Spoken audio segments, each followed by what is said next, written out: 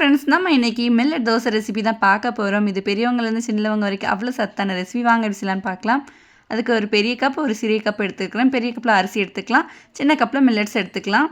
1 cup புங்கா rice, 1 cup திணை, சாமை, பனிவரகு, கம்பு, 1 கப் சுண்டல், 1/4 கப் சோளம், பெரிய கப் 1 கப் பச்சரிசி, பச்சை பயிறு எல்லாத்தையும் உள்ளே சேர்த்து கலந்து விட்டுலாம். இப்போ சின்ன கப்புட்டு 2 கப் அளவுக்கு உளுந்து சேர்த்துட்டு நல்லா ஓவர் நைட் ஊற வச்சுட்டு ஃபஸ்ட்டு உளுந்தை வந்து அரைச்சி எடுத்துகிட்டு வர போகிறோம்.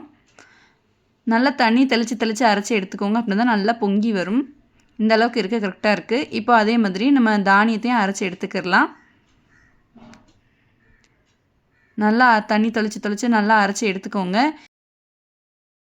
ஃபஸ்ட்டு 2 தனித்தனியாக வலிச்சு வச்சுட்டு லாஸ்ட்டாக 2 ஒன்றா சேர்த்துட்டு தேவையான அளவுக்கு உப்பு சேர்த்துட்டு நல்லா கலந்து விட்டுருங்க. கலந்து விட்டுட்டு நல்லா மூடி வச்சிடலாம். நல்லா புளிக்க வச்சு மறுநாள் காலையில் தோசை ஊற்றி பாருங்கள். வேறு லெவலில் வரும். நல்ல கிறிஸ்பியாக வரும். செம்ம ஹெல்த்தியான ரெசிபி. மறக்காமல் ட்ரை பண்ணி பாருங்கள். அவ்வளோ கிறிஸ்பியாக அவ்வளோ டேஸ்டியாக இருந்துச்சு. நல்லா சுற்றி நெய் விட்டு இந்த பக்கம் ஒரு திருப்பு அந்த பக்கம் ஒரு திருப்பு, அவ்வளோதான். ஃபுல் வீடியோ பின் பண்ணி வச்சுருக்க, மறக்காமல் செக் பண்ணி பாருங்கள். தேங்க்ஸ் ஃபார் வாட்சிங்.